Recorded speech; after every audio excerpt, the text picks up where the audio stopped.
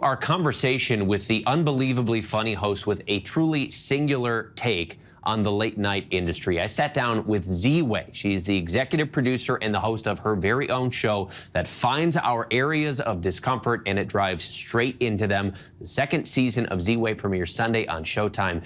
Here's our conversation. What exactly does empowerment mean to you? I don't know what empowerment means. It's not every day that our bookers can land television's most iconic talk show host, so I really am truly humbled to get to sit and talk with you. Thank you. I love compliments, so this is already getting off to a great start. Perfect, because I have a lot of them for the next 8 minutes or so. I'm curious because I know you've achieved basically the dream of every American under 30 of, I'm just going to go on Instagram Live over and over until people realize I'm a genius and give me my own show with my own name. I'm making empowering TV, and if you don't like it, then you're just sad, jealous, ugly, and desperate. Yeah, that did happen. It feels surreal when you describe it like that. It doesn't feel like real life, but that's pretty much my story. Season 1 already felt like a really big show to me. Season 2's got twice the episodes. Bigger ideas for Season 2 even? Is that even possible? Bigger ideas, bigger guests. Yes, I mean, we cast Amandla in a commercial sketch with Larry Owens. I mean, you don't get bigger than that. She was in Hunger Games. And we have interview guests like Charlemagne the God and Chet Hanks and Jakova. So it's a wide range of people, but all of them are iconic in their own way. We certainly know what it's like to book guests. We're fairly straightforward. Your show is so unique in that it aggressively traffics in discomfort. And obviously, like, everybody loves Season 1, but the guests are uncomfortable. I'm wondering if was it easier or harder to land people for Season 2? It was easier, to the point where Charlemagne opens his interview by saying, I always wondered how you were going to book guests for Season 2, and look at me here. Honestly, like, a lot of fun. We have, in the Chet Hanks interview, you'll see, like, the crew is absolutely dying of laughter. I apologize. My sincerest apology. That was some white woman ignorance. No. I know you said after Season 1 that, to your knowledge, it didn't seem like any guest left mad at you. Is that still true? That's still true, to my knowledge, yeah. You must be the most charismatic person on the planet. Honestly, I'm just really present and an active listener, and people love to be listened to. And that's kind of my thing. And so we make something, I like to think that me and my guests make really interesting, funny art together. Who do you think has more money, Asia or Africa? Oh, God. You cover topics that people would say, that's important. I don't really want to talk about it. I definitely don't want to joke about it. Why does CRT suck?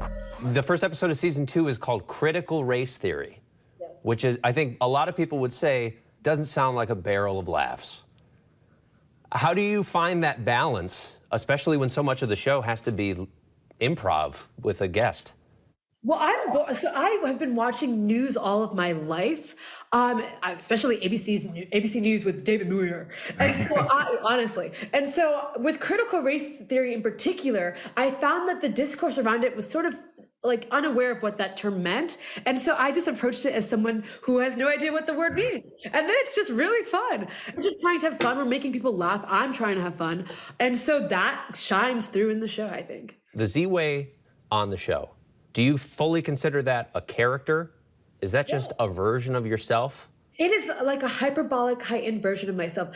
Imagine hanging out with that girl all the time. She has so many questions. Like, let me live. I don't want to talk about politics. I don't want to talk about race. I want to talk about contouring. And so but that's kind of the fun of the character. She's always bringing it back to her one POV. And I think that that's kind of a testament to where we are in media. Do you find yourself in difficult or annoying situations leaning into her a little bit to get your way out of it? I mean, honestly, the show was inspired by a lifetime of people bringing up how many Black friends they had to me unprompted. And I'm like, what? We're at a Chili's. Why are you talking about that? And so that was the genesis of the show, just having really uncomfortable conversations all my life. Do you find in situations like this where the roles are reversed, are people scared to talk to you because they're afraid that you might ask them some uncomfortable question? Yes, I don't know why the world perceives me as a sociopath who punches my guests in the face. I'm a lovely person. I'm a delight. I'm very polite as well. I'm uncomfortable. I mean, if you can win over Chet Hanks, who can't you win over? Would you say that? Are you terrified of me? Where do I rank on the terrified? No, I don't think that. I wouldn't say that I was afraid, but I was thinking I should be prepared.